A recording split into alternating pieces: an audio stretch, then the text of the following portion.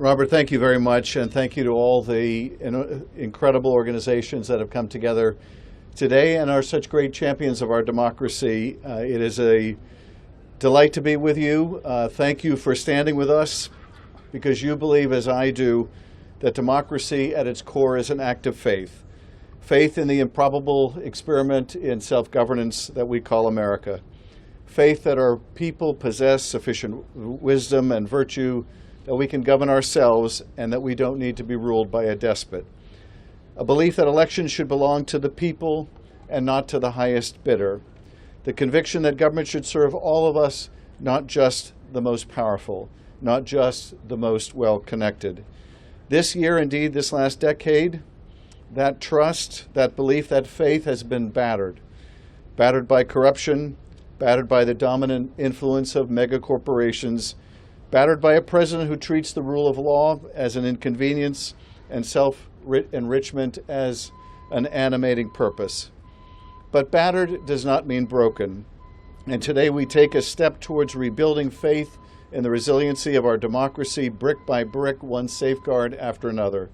Today I'm introducing the Protecting Our Democracy Act. This initiative, first undertaken by Speaker Pelosi, who brought together a group of us in the first years of the first term of the president to draft our own set of post-Watergate-like reforms.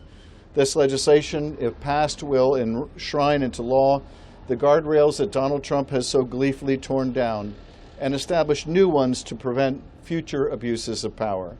Safeguards to help ensure that no president can exist above the law, that whistleblowers are protected, not punished, that no government employee is so special that they are immune from conflict of interest laws when they promote their own economic interests over those of competitors or the country, that Congress's power of the purse cannot be hijacked by a wannabe king or a man named Vote who got no votes, that the public's trust cannot be sold to the highest bidder.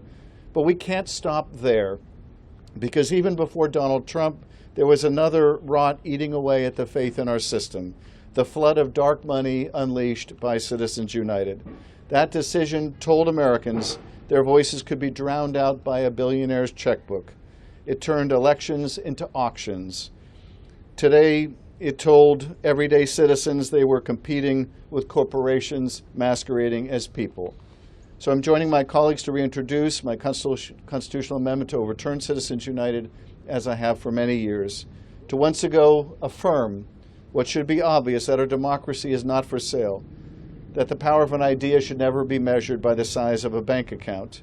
These are not partisan measures. These are, in my view, patriotic ones. And I'm determined, all of us are determined, to rebuild the bulwark of our democracy so that future generations inherit a republic stronger, fairer, and more just than the one we have now. Lincoln called this nation the last best hope for mankind. If we are to ensure that remains true, we must make his cause our cause, to repair what's broken, to restore what's been lost, and to remind the American people why democracy is worth believing in again. Thank you again for being here. I will now turn the microphone over to my friend and the strongest champion of democracy we have seen in these trying times, and that is House Speaker Emerita Nancy Pelosi.